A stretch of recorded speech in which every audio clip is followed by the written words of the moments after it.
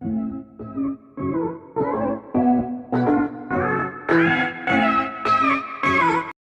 दोस्तों, कैसे हैं आप।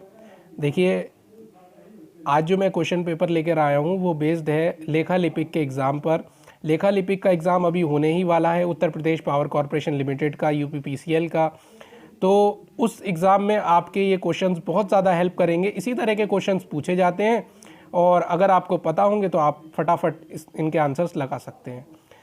और वीडियो पसंद आए तो लाइक करें और चैनल को सब्सक्राइब करना ना भूलें और बेल आइकन को भी दबा लें ताकि आपको लेटेस्ट नोटिफिकेशंस मिलती रहें। चलिए शुरू करते हैं। देखिए, क्वेश्चन नंबर 1 दिया हुआ है। क्वेश्चन नंबर 1 क्या दिया है कि capital expenditure is incurred to. Capital expenditure is incurred to में क्या है, एफिशिएंसी बढ़ाता है एसेट्स की, तो इंप्रूव करता है एफिशिएंसी एसेट्स की। ये राइट आंसर है, करेक्ट आंसर। जिस पे करेक्ट आंसर लिखा होगा फ्रेंड्स वही सही है। जो चूजन आंसर है वो किसी भाई का है, भाई ने लगाया, वो गलत है ये। ठीक है, तो चूजन आंसर को आपको नहीं देखना है, केवल करेक्ट आंसर पर आपको देखना है, वही उसके राइट आंसर्स हैं। तो improve the efficiency of the assets इसका सही आंसर है। दूसरा फ्रेंड्स देखते हैं, question number 2। As per dash principle, किस प्रिंसिपल के अकॉर्डिंग रेवेन्यू मैच करे जाते हैं उसी पीरियड के एक्सपेंसेस के पीरियड के साथ, ताकि आप प्रॉफिट और लॉस निकाल सके। तो देखिए, मैचिंग कंसेप्ट है इसका। मैचिंग कंसेप्ट आपने ये कंसेप्ट क्लास 11th में पढ़े होंगे।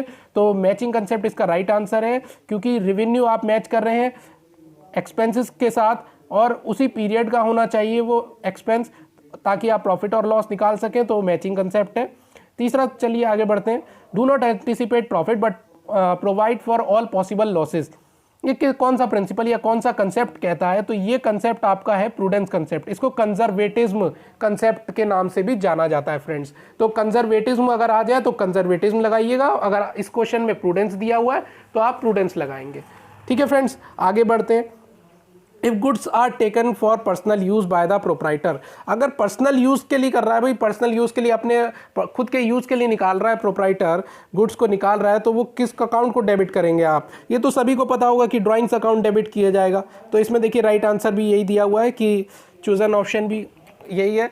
तो ड्राइंग्स अकाउंट इसका राइट आंसर है, करेक्ट आंसर इसका ड्राइंग्स अकाउंट को आप डेबिट करेंगे। पांचवा क्वेश्चन बढ़ते हैं फ्रेंड्स, आगे देखते हैं। Period intervening between the dates on which a bill is drawn and that on which it becomes due. जिस तारीख में वो ड्यू होगा और जिस तारीख में वो बनाया गया, ड्रॉ किया गया, तो उसके बीच का जो पीरियड होगा वो टर्म ऑफ ए बिल है। तो इसका फ्रेंड्स आंसर है टर्म ऑफ अ बिल। इसका term of a bill right answer है, बिल की अवधि। नाउ सिक्स्थ क्वेश्चन देखते हैं। इफ कैश सेल्स, अगर कैश सेल्स 1 लाख रुपए की, क्रेडिट सेल्स 50,000 की, मतलब टोटल सेल्स कितनी की हो गई फ्रेंड्स, 1.5 लाख रुपए की हो गई। अच्छा, एक्सपेंसेस दे दिए आपको 40,000 के, जिसमें से 10,000 अभी भी स्टिल आउटस्टैंडिंग है और देने बाकी हैं। प्रॉफिट आपका फ्रेंड्स उस पीरियड का क्या होगा ये पूछा गया है, पर कौन से कंसेप्ट के अकॉर्डिंग पूछा गया है वो मेन है, और एक्रुअल कंसेप्ट के अकॉर्डिंग पूछा गया है। तो एक्रुअल सिस्टम या एक्रुअल कंसेप्ट आपको पता होना चाहिए, एक्रुअल अजम्पशन पता होनी चाहिए, तभी आप इस क्वेश्चन को कर पाएंगे। तो आपको अगर पता है कि आपको एक्रुअल सिस्टम में क्या बोला गया था क्लास 11th में कंसेप्ट में, कि जितने भी सेल्स होती है उसी पीरियड में, जैसे ही आपने सेल्स कर दी, भले ही आपको पैसा रिसीव हुआ हो या ना हुआ हो, ठीक है, वो सेल्स मानी जाती है उतने की। ठीक है, तो यहाँ पर या जो भी खर्चा है वो खर्चा भले ही आपको हो गया है, आपने पे नहीं किया उस खर्चे को, भले ही पे ना किया हो, पर वो खर्चा माना जाएगा उतने का। ठीक है, तो यहाँ पर इन्होंने 10,000 स्टिल आउटस्टैंडिंग दे रखा है, इससे हमें कोई लेना देना नहीं फ्रेंड्स। 1.5 लाख रुपए हमारा सेल्स हुई, टोटल सेल्स, और एक्सपेंसेस 40,000 के हुए। तो अब हम 1.5 लाख में से 40,000 माइनस करेंगे तो 1,10,000 आएगा, मतलब 1,10,000 का प्रॉफिट हुआ। ठीक है, हमने ये नहीं देखना कि अभी आउटस्टैंडिंग है, 10,000 बचा हुआ है। ठीक है, इससे एक्रुअल कंसेप्ट को कोई लेना देना नहीं होता है। चलिए आगे बढ़ते हैं। Is not an internal user of accounting information. देखिए, ये एक्सटर्नल यूजर्स भी दिए हैं, इंटरनल यूजर भी दिए हैं। यहाँ पे एम्प्लॉय अपना इंटरनल यूजर है, मैनेजमेंट अपना इंटरनल यूजर है, ऑनर्स अपने इंटरनल यूजर है, पर पब्लिक अपना एक्सटर्नल यूजर होती है फ्रेंड। तो यहाँ पे नॉट वर्ड लगा है, यानी कि पब्लिक अपना राइट आंसर हो जाएगी, करेक्ट आंसर। आगे बढ़ते हैं। Mister x purchase a motorcycle. Mister x purchase कर रहे हैं, मोटरसाइकिल खरीद रहे हैं अपने बेटे के लिए, उधार पर खरीद रहे हैं और रिकॉर्ड कर रहे हैं बिजनेस की बुक्स में। क्या ये सही है? नहीं, ये सही नहीं है, क्योंकि बिजनेस एंटाइटी कंसेप्ट या अकाउंटिंग एंटाइटी प्रिंसिपल ये एक ही बात होती है।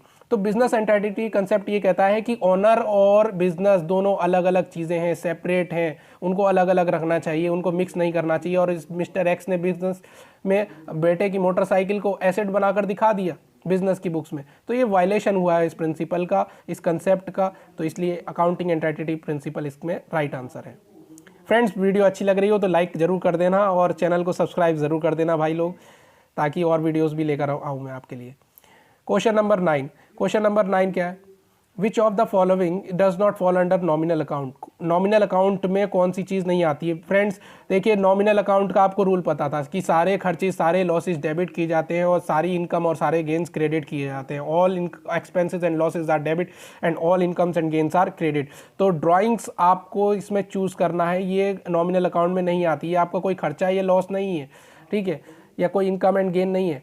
यहाँ पे interest on loan, purchase, rent, expenditure ये सारे आ जाएंगे, पर ड्राइंग्स नहीं आएगी। तो यहाँ पे नॉट वर्ड लगा था, इसलिए आपको ड्राइंग्स को सिलेक्ट करना चाहिए था। Debit balance in cash book means, debit balance देखिए इसमें उल्टा होता है। कैश बुक का डेबिट बैलेंस बराबर होता है, इक्वल होता है किसके? क्रेडिट बैलेंस, पासबुक के क्रेडिट बैलेंस के। तो इसका राइट आंसर ये है फ्रेंड्स। फिर से बोल दे रहा हूँ कि पासबुक का credit balance debit balance cash book के डेबिट बैलेंस के बराबर होता है। तो यही पूछा गया था इसमें, इसका राइट आंसर ये है।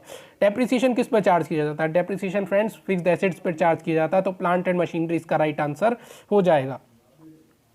क्वेश्चन नंबर 12वां क्या है? 12th क्वेश्चन बोला गया है कि एक क्रेडिट सेल, क्रेडिट सेल्स है फ्रेंड्स कितने रुपए की? 10,000 रुपए की राम को की गई क्रेडिट सेल 10,000 रुपए की, और रिकॉर्ड कर ली गई फ्रेंड्स कितने रुपए की? 1,00,000 रुपए की। अमाउंट का हेरफेर हो गया, देखिए इधर, ठीक है। तो सेल्स, जब आपने क्रेडिट सेल चढ़ाई होगी तो सेल्स को आपने क्या कर दिया होगा? क्रेडिट कर दिया होगा कितने रुपए से? 1,00,000 रुपए से क्रेडिट किया होगा। और जबकि क्रेडिट सेल्स तो 10,000 रुपए की हुई है, यानी कि आपको 90,000 रुपए को क्या करना पड़ेगा फ्रेंड्स? डेबिट करना पड़ेगा। तो सेल्स अकाउंट को डेबिट करना पड़ेगा 90,000 को। और राम को भी आपने किससे कर दिया होगा? 1,00,000 से कर दिया होगा ना। तो राम को 1,00,000 से कर दिया होगा, अब उससे तो आप ज़्यादा पैसा ले रहे हैं एक तरीके से, ठीक है। तो उसको राम को क्या करना पड़ेगा? राम को क्रेडिट करना पड़ेगा 90,000 रुपये से। तो ये एंट्री बन जाएगी कि sales account debit to Ram account, 90,000 का अमाउंट आ जाएगा। देखिए आगे क्या है? When the bill is retained till maturity and when the drawer या पेई रिसीव्स द अमाउंट। ये बिल्स ऑफ एक्सचेंज का क्वेश्चन है कि जब बिल रिटेन किया जाता है मैच्योरिटी तक, एंड व्हेन द ड्रॉअर पेई रिसीव्स द अमाउंट। देखिए पेई रिसीव करता है अमाउंट को, and the account is debited in the books of dry पेई। तो क्या एंट्री बनेगी, या क्या कौन सा अकाउंट डेबिट किया है? तो कैश और बैंक नहीं तो डेबिट किया जाएगा, उसके पास पैसा ही तो आएगा पेई के पास। पेई जब रिसीव करता है तो पैसा आता है उसके पास, और कैश और बैंक को ही डेबिट करेंगे। व्हाट कम्स इन डेबिट वाला रूल है इधर। आगे क्या है? क्वेश्चन नंबर 14, एक्सपेंडिचर इनकर और फ्राइट, फ्राइट पे खर्चा हुआ, इंस्टॉलेशन हुआ, मशीनरी को इंस्टॉल करवाया, किस अकाउंट को डेबिट करेंगे? मशीनरी अकाउंट को। देखिए इतने आसान आसान क्वेश्चंस आए थे फ्रेंड्स, और कर सकते हैं आप, ऐसे ही क्वेश्चंस देखने को मिलेंगे एग्जाम्स में। आगे क्या है? Which one of the following does not show the financial position of the company? Financial position of the company कौन सी चीज़ शो करती? बैलेंस शीट शो करती है friends. Cash flow, profit and loss, trading account थोड़ी show करेगा, balance sheet ही show करेगी financial position, ठीक है। तो इसका राइट आंसर बैलेंस शीट है फ्रेंड्स। अच्छा, उसके बाद क्या है? Is the person named in the bills of exchange to whom the amount is payable. जिसको अमाउंट पे किया जाएगा, जिसको अमाउंट पे किया जाता है, जिसको अमाउंट मिलता है, रिसीव होता है, अभी पीछे ही पढ़ा था, पीछे ही क्वेश्चन में आया था ये बात कि जिसको अमाउंट रिसीव होता है वो पे ही होता है। तो पे ही इसका राइट आंसर हो जाएगा फ्रेंड। ड्रॉअर तो वो लोग होते हैं जो बनाते हैं बिल को, ठीक है। ड्रॉई वो होता है जो भुगतान करता है, पैसे देता है, और पे ही वो होता है जो पैसे रिसीव करता है। तो इसका राइट आंसर फ्रेंड्स पे ही हो जाएगा। बैंक रिकंसिलेशन स्टेटमेंट, BRS, देखिए BRS क्या है? फिर से बैंक रिकंसिलेशन स्टेटमेंट का आ गया। किस लिए करा जाता है? क्या डिफरेंस निकाले जाते हैं? देखा जाता है कि बैंक बैलेंस कैश बुक में कितना है और बैंक बैलेंस पासबुक में कितना है, ठीक है। दोनों का बैंक स्टेटमेंट, पासबुक और कैश बुक का दोनों का बैंक बैलेंस मिलाने के लिए, रिकंसाइल करने के लिए, मैच करने के लिए BRS बनाया जाता है। तो इसका राइट आंसर फ्रेंड्स पहला वाला है ना। और उसके बाद क्वेश्चन नंबर 18 क्या दे दिया है कि estimated realisable value of an asset at the end of its economic life. कबाड़ ही तो होता है वो, स्क्रैप वैल्यू। तो अवशिष्ट मूल्य या स्क्रैप वैल्यू, कबाड़ जिसको कहते हैं, लास्ट में आप बेच देते हैं, कुछ पैसा मिलता है, वो स्क्रैप वैल्यू है फ्रेंड। इसका इन तीनों ऊपर वाले से कोई मतलब नहीं कि useful life, depreciation amount, historical cost, इससे क्या लेना देना है, ठीक है। तो अपने आर्थिक जीवन के अंत में जब कोई एसेट बचता है उसको बेचा जाता है, तो कबाड़ जो बेचा जाता है वो स्क्रैप वैल्यू कहलाती है। आगे बढ़ते हैं। Credit sales of ₹20,000।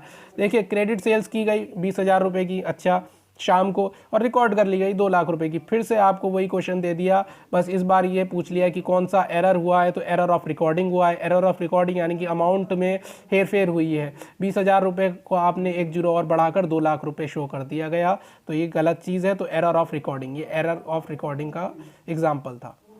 आगे क्वेश्चन नंबर 20 क्या कहता है कि इफ़ गुड्स आर सोल्ड, यदि गुड्स बेचे जाते हैं उधार पर, if goods are sold to mister X, उधार पर बेचे जाते हैं क्रेडिट पर फॉर ₹10,000, 10,000 रुपये के गुड्स बेचे गए उधार पर मिस्टर एक्स को, कौन सा अकाउंट डेबिट करेंगे? तो मिस्टर एक्स का ही तो अकाउंट करेंगे, मिस्टर एक्स का ही अकाउंट डेबिट किया जाएगा, क्यों नहीं बेचे जा रहे हैं गुड्स और वो भी उधार पर बेचे जा रहे हैं, तो मिस्टर एक्स का अकाउंट डेबिट करेंगे आप।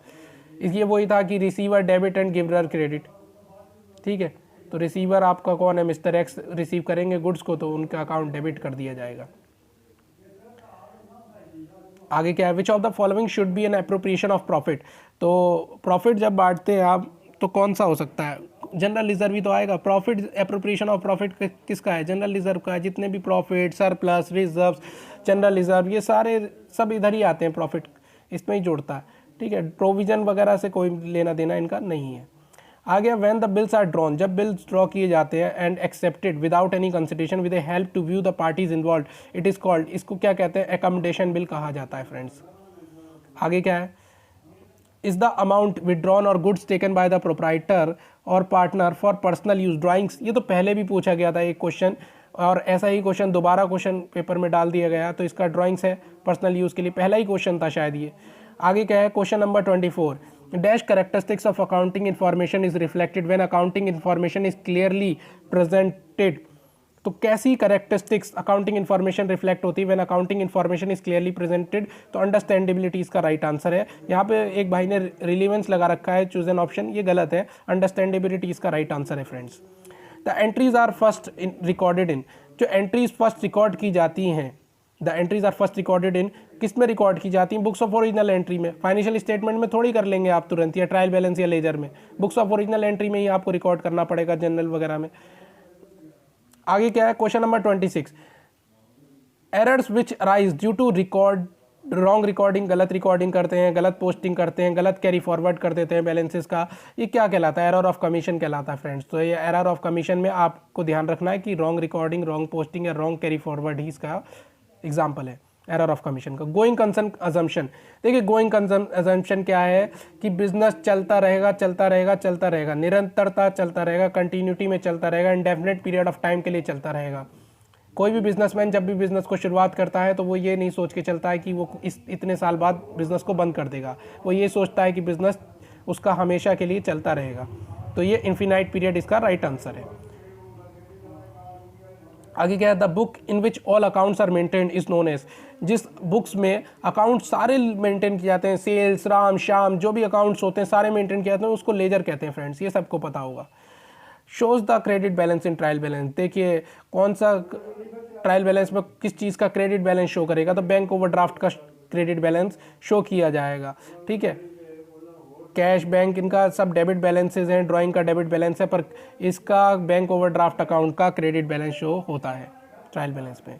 आगे क्या है? The assets owned and liability owned, सारे एसेट्स और लाइबिलिटीज कहाँ दिखाए जाते हैं? बैलेंस शीट में दिखाए जाते हैं फ्रेंड्स, तो इसका राइट आंसर बैलेंस शीट है। Is not an advantage of computerised accounting system, computerised accounting system का एडवांटेज नहीं है, तो स्पीड तो कंप्यूटर में होती है, बहुत अच्छे से काम कर सकते हैं स्पीडली, MIS रिपोर्ट्स वगैरह बना सकते हैं, रियल टाइम यूज़र इंटरफेस होता है, पर सिस्टम फेलियर तो कोई एडवांटेज नहीं है, तो डिसएडवांटेज है। तो यहाँ पे तो पूछा गया था कि इज़ नॉट एन एडवांटेज, तो सिस्टम फेलियर इसका राइट आंसर हो जाएगा, correct answer. The balance of dash shows GP और GL, ग्रॉस प्रॉफिट या ग्रॉस एल कहाँ आता है? तो ट्रेडिंग अकाउंट में ही तो आता है friends. Net profit, net loss, profit and loss account में आता है, और जहां ग्रॉस प्रॉफिट और ग्रॉस लॉस पूछ ले तो ट्रेडिंग अकाउंट में इसका राइट आंसर, तो ट्रेडिंग अकाउंट है इसका।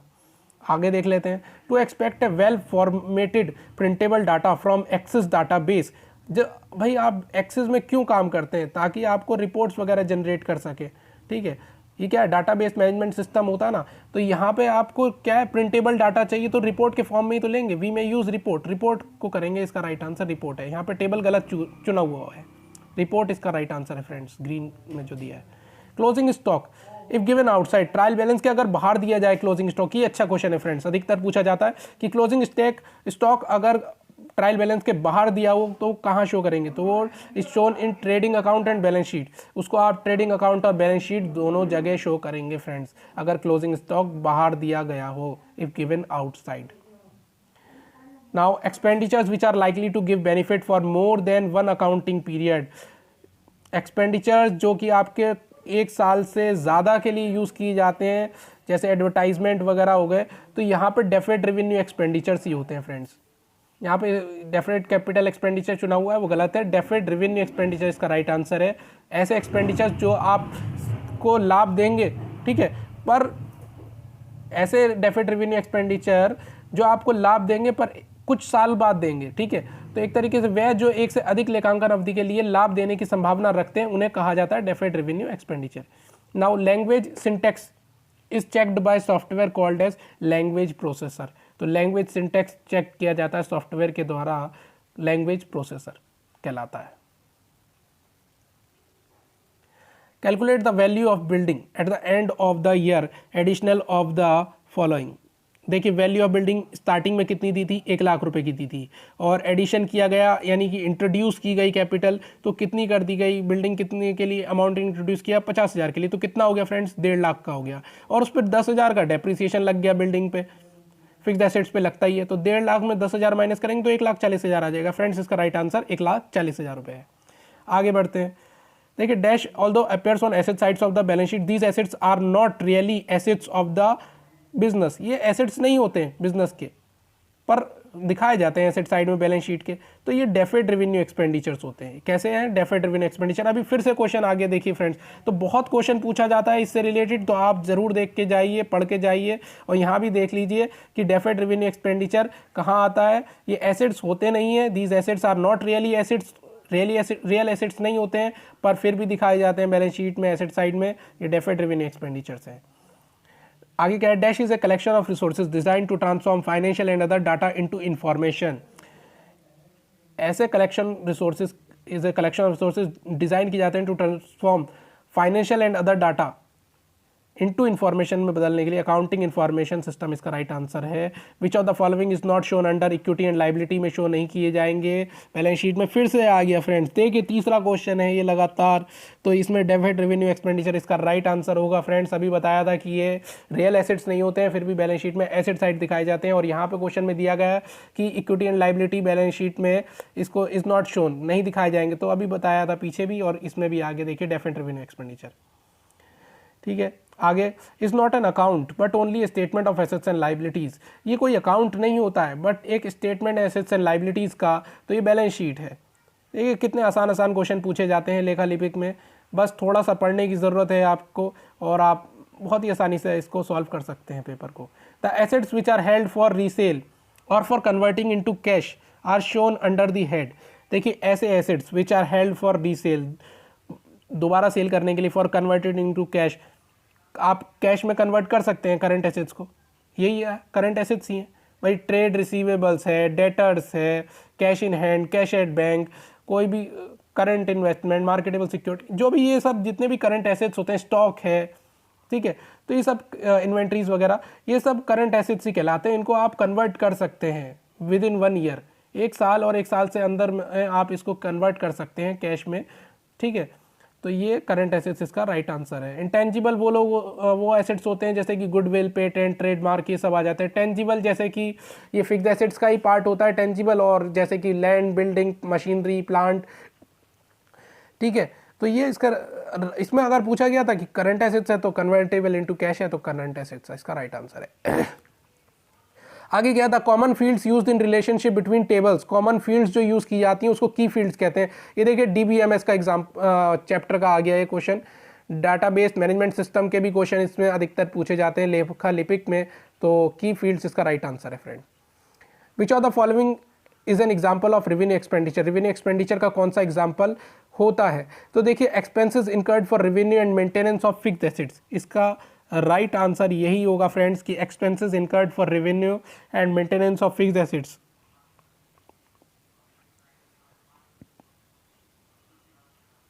Use under single entry system which accounts are not maintain.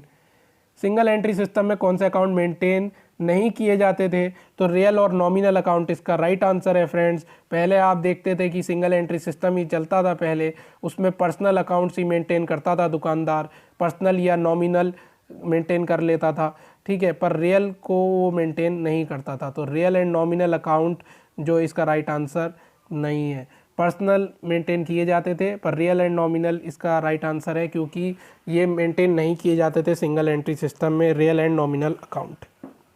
आगे बढ़ते हैं। In order to retrieve select data meeting a specified criteria from two different tables of Access database we may make use of query. Query का use करके ही आप देखिए, query का use करके ही आप क्या कर सकते हैं, क्वेरी का यूज़ करके ही आप क्या कर सकते हैं, रिट्राइव कर सकते हैं सेलेक्टेड डाटा को meeting a specified criteria from two different tables of Access database.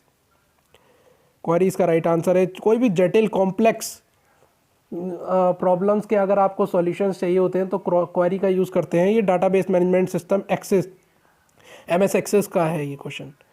आगे क्या है, if cost of closing stock is ₹1 lakh, cost of closing stock 1 lakh रुपए दे रखी है और मार्केट वैल्यू कितने की दे रखी है फ्रेंड्स, 90,000 की दे रखी है। तो क्लोजिंग स्टॉक अपेयर्स किया जाएगा बुक्स में कौन किस पर, तो मार्केट वैल्यू पर किया जाता है शो, ना कि कॉस्ट पे। तो इसका आंसर मार्केट वैल्यू का यानी कि 90,000 रुपये इसका राइट आंसर होगा फ्रेंड्स। आगे क्या है, फॉलोइंग फार्मूला क्या चाहिए सिंगल एंट्री सिस्टम के लिए, तो कौन सा ये चैप्टर था क्लास 11th में सिंगल एंट्री सिस्टम। तो प्रॉफिट कैसे निकालेंगे, जो भी कैपिटल आखिर की होगी क्लोजिंग कैपिटल होगी प्लस उसमें ड्राइंग्स जोड़ देंगे और एडिशनल कैपिटल इंट्रोड्यूस्ड को माइनस कर देंगे और जो भी ओपनिंग कैपिटल होगी उसको भी माइनस कर दिया जाएगा। तो इस तरीके से आपका प्रॉफिट निकल कर आएगा friends. Expenses incurred but not yet paid, ऐसे एक्सपेंसेस जो अभी ये देखिए पिछला क्वेश्चन ही पूछा गया था, पहले भी आया था एक्रूअल कंसेप्ट का, ये दोबारा से ऐसा ही क्वेश्चन पूछ लिया गया है जिसमें बोला गया है कि एक्सपेंसेस इनकर्ड, जो भी एक्सपेंसेस इनकर्ड होते हैं बट नॉट येट पेड, हो गए हैं एक्सपेंसेस। भाई आपने सपोज करो किराया नहीं दिया है पर आपका किराया आपका देना हो गया है कि आपको देना है, इस महीना निकल गया, हो गया, ये रेंट देना था, आपने दिया नहीं है रेंट, ठीक है, तो नहीं दिया है इसका मतलब ये तो नहीं कि देंगे नहीं, तो देना तो है ही। तो एक्रूअल कंसेप्ट का एग्जांपल है, ठीक है, तो इसका एक्रूअल कंसेप्ट का राइट आंसर हो जाएगा friends. IT follows information technology follows principal which necessitates that input to the IT based information system is accurate, complete and authorized। तो garbage in and garbage out इसका right answer है। When the company redeems its debentures, when the company redeems its debentures by issuing equity shares in lieu of debenture, it is called redemption of debenture by, तो conversion इसका right answer है। आगे क्या है, select the ratio in which the partners share all the accumulated profits reserves losses and fictitious assets in case of change in PSR। तो old PSR इसका right answer है। Friends आप video को pause कर कर कभी नोट कर सकते हैं जो आपको अच्छे लगे क्वेश्चंस, ठीक है। तो ओल्ड प्रॉफिट शेयरिंग रेशियो इसका राइट आंसर है। पार्टनरशिप से भी क्वेश्चंस काफ़ी पूछे जाते हैं इसमें और शेयर डिवेंचर से भी क्वेश्चंस पूछे जाते हैं, तो पार्टनरशिप के क्वेश्चंस ज़्यादा होते हैं। Now A and B verb देखिए फिर से पार्टनरशिप का पूछ लिया गया कि A एंड B पार्टनर्स हैं, इनका रेशियो 3:1 है with effect from January 1, 2001 they agree to share profits और losses in the ratio 2:1 due to change in profit और loss gaining sharing ratio B gain और सेक्रीफाइस विल बी। तो B का gaining ratio हो गया या sacrifice करेगा B, ये हमें निकालना पड़ेगा। तो कैसे निकालते हैं देख लेते हैं, वैसे कई को आता भी होगा। देखिए सबसे पहले क्या होता है, गेनिंग रेशियो निकालने के लिए फॉर्मूला होता है friends new minus old ratio, new ratio minus old ratio.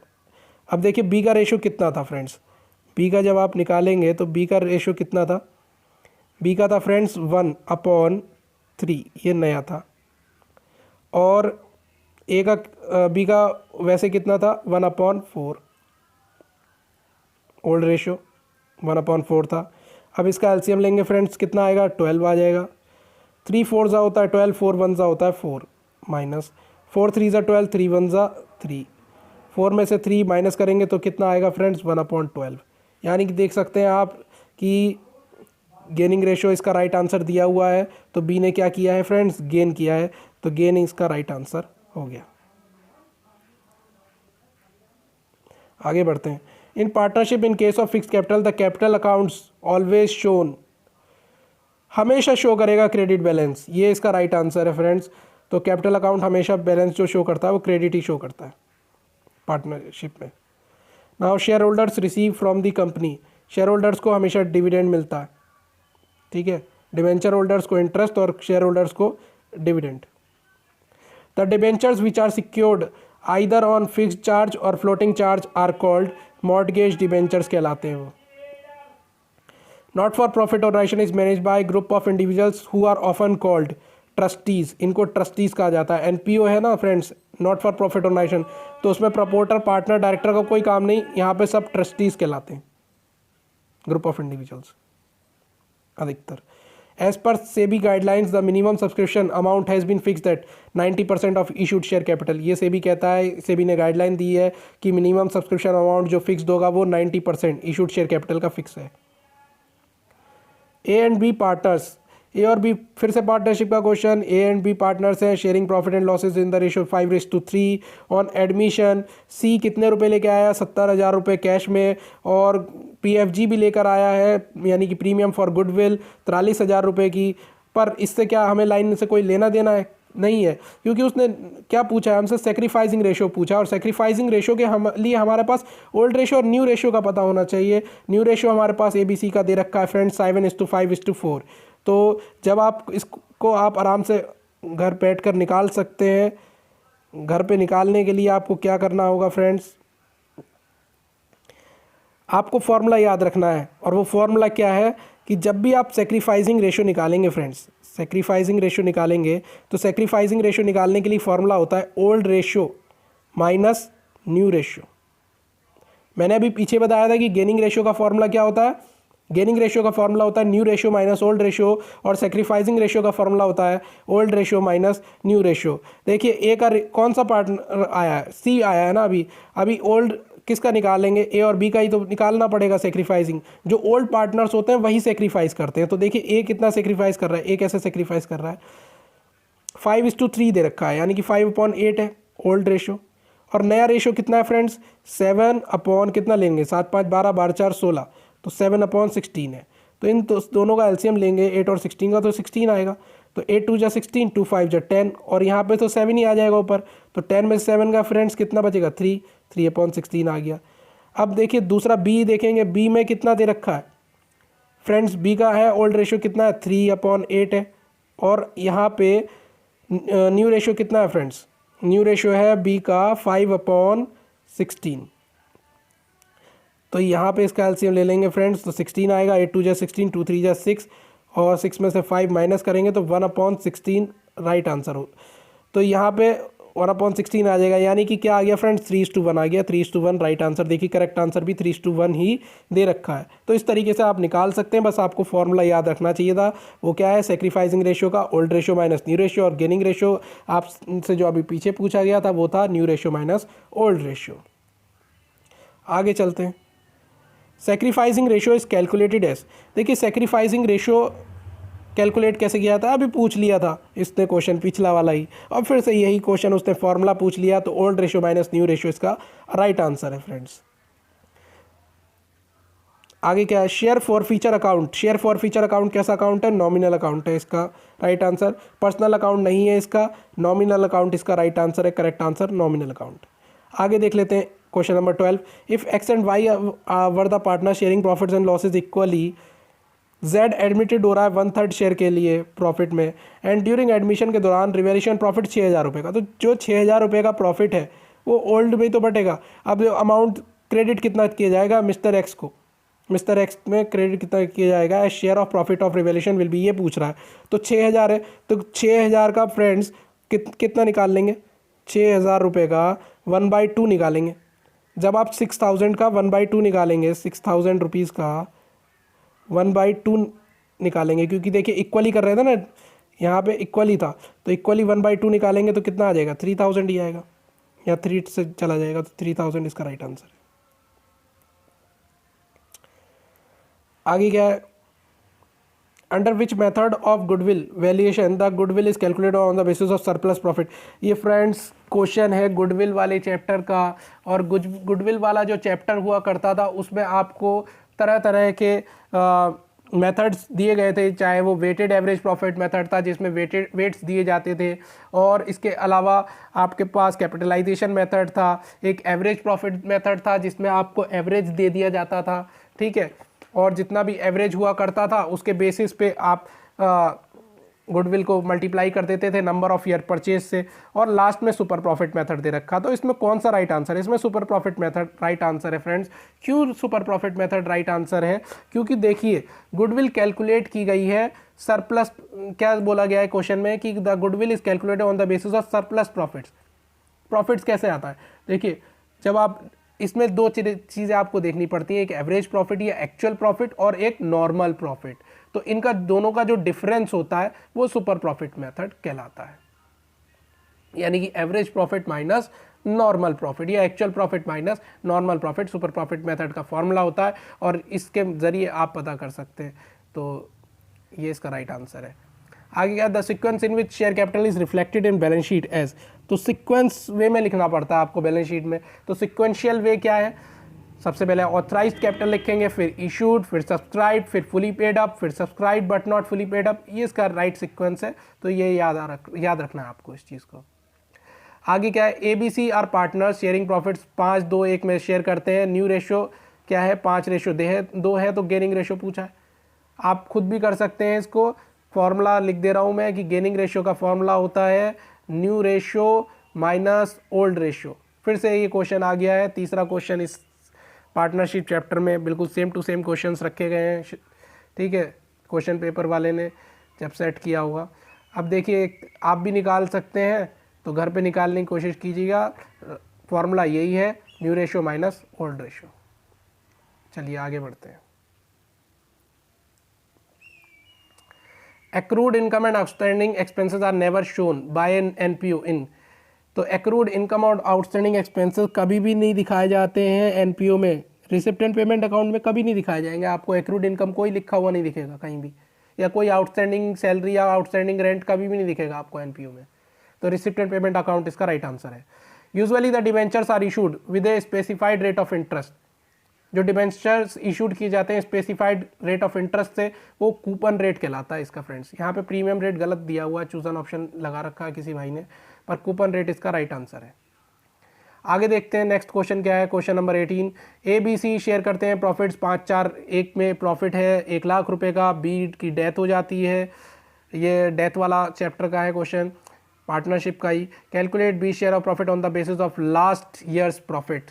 तो लास्ट ईयर्स के प्रॉफिट के बेसिस पे आपको पता करना है फ्रेंड्स। तो क्या आप निकाल सकते हैं इसको?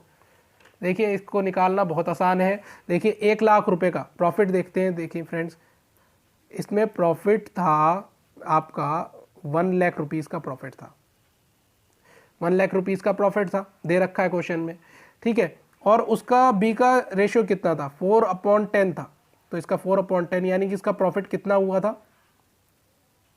तो करेंगे तो इसका आ जाएगा 40,000, 40,000। अब 40,000 रुपये आ गया।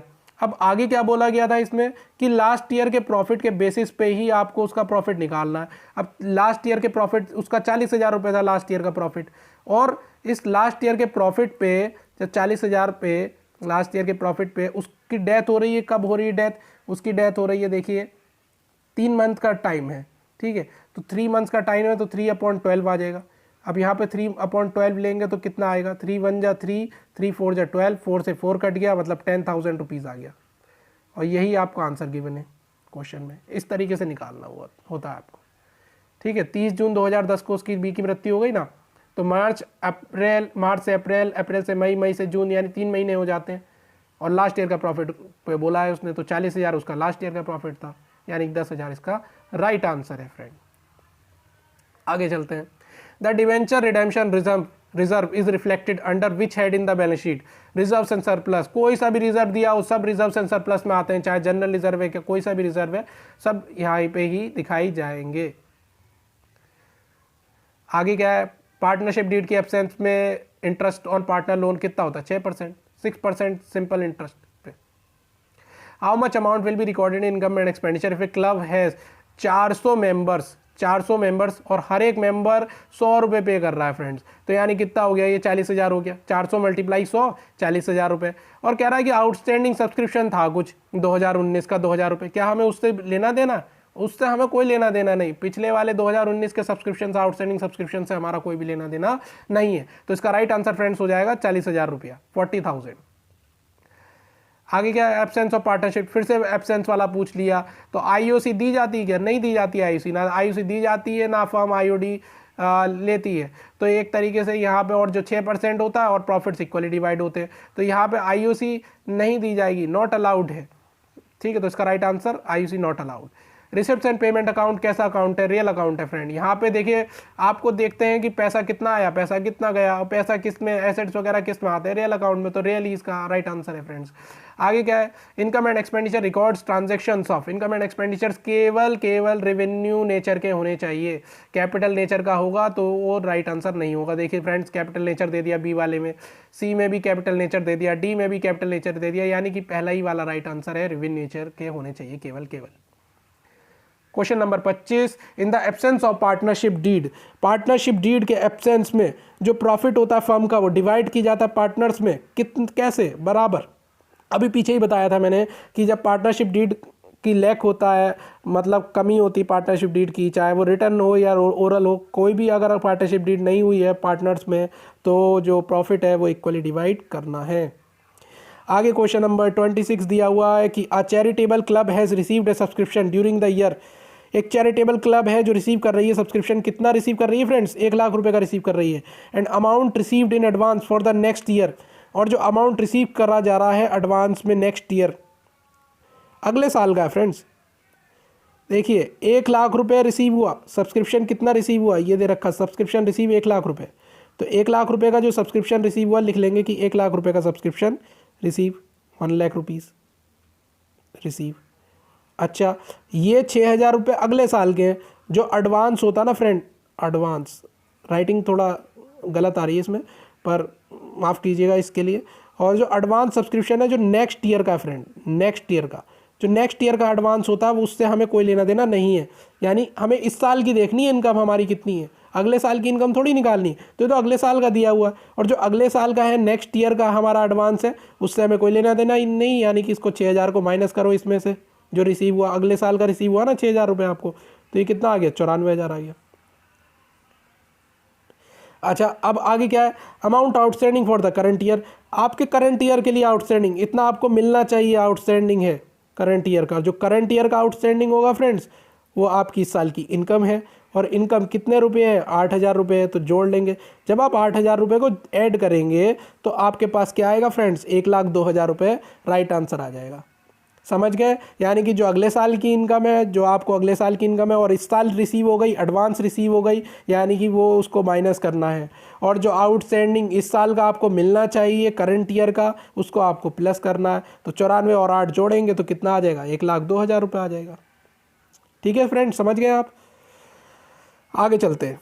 Reserve capital is a part of, देखिए रिजर्व कैपिटल किसका पार्ट होता है? Reserve capital paid up capital का पार्ट नहीं होता है, फॉरफिटेड शेयर कैपिटल का पार्ट नहीं, एसेट्स का पार्ट नहीं। तो बचा क्या? Capital to be called up only on liquidation of the company, जब भी आप कंपनी को बंद करेंगे, उसका समापन करेंगे, तो तभी इसको कॉल किया जाएगा, कॉल्ड अप किया जाएगा। तो ऐसी कैपिटल जिसको कॉल्ड अप करना है तभी जब आप कंपनी को बंद कर रहे हैं, जब आप कंपनी को लिक्विडेट कर रहे हैं, वाइंड अप कर रहे हैं। आगे friends, in case of not for profit organisation, donation receive for a special purpose, देखिए जो डोनेशन रिसीव की जाती है स्पेशल पर्पस के लिए, वो उसी अकाउंट में क्रेडिट करनी होती है, उसी सेपरेट अकाउंट में। 2 तरह के फंड होते हैं, एक स्पेसिफिक पर्पस के लिए और एक जनरल पर्पस के लिए। यानी कि अगर सपोज करो प्राइस फंड दे रखा है आपको, तो प्राइस फंड में जितने भी उससे रिलेटेड खर्चे होंगे और जितने भी उससे रिलेटेड इनकम होगी, वो उसी फंड में जोड़ी या घटाई जाएगी और बैलेंस शीट में दिखाई जाएगी।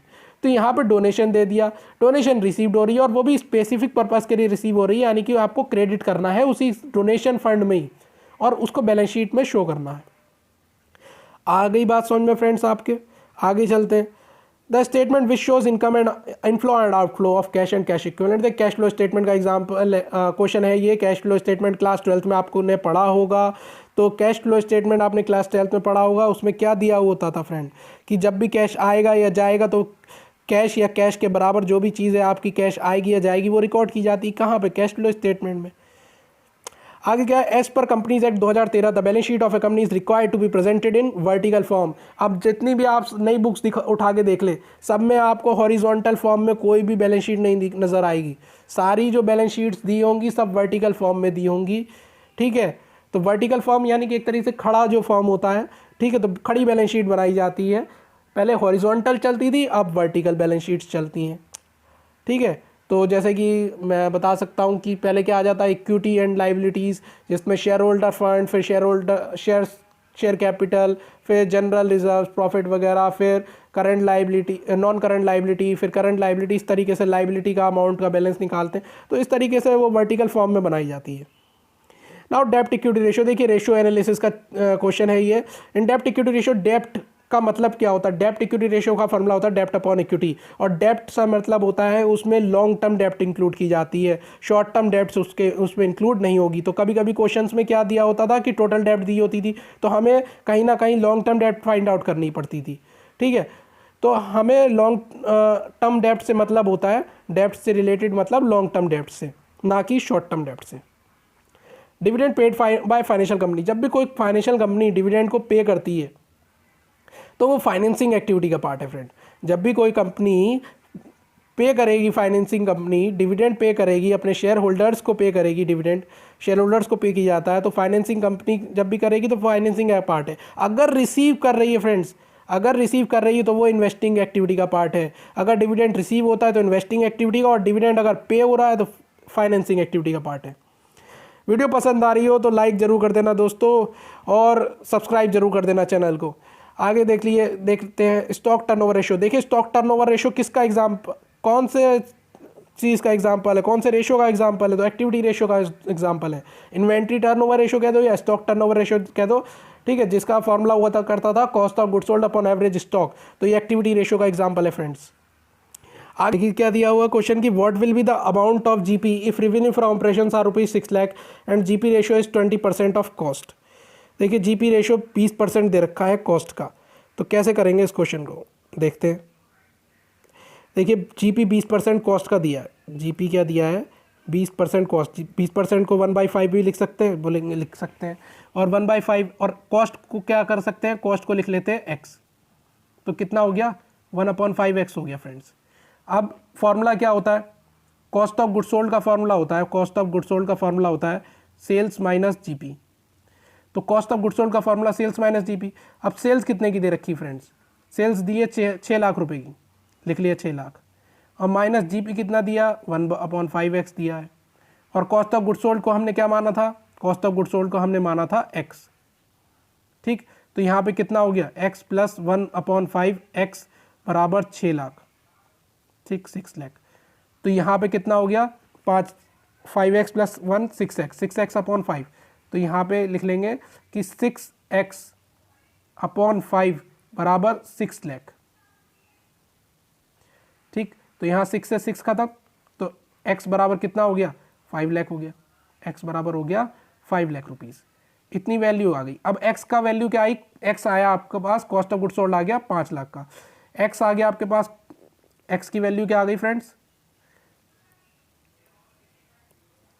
x की वैल्यू कितनी आ गई फ्रेंड्स 5 लाख, यानी कि कॉस्ट ऑफ गुड्स सोल्ड आया ये आपके पास, ये आ गया cost of goods sold 5 lakh रुपए का। और सेल्स कितने की दे रखी फ्रेंड्स, सेल्स दे रखी 6 लाख रुपए की, और कॉस्ट ऑफ गुड्स सोल्ड का फॉर्मूला क्या था सेल्स माइनस जीपी। ठीक, तो जब हम इसको फुल पुट करेंगे फॉर्मूले में तो हमें जीपी पता चल जाएगा।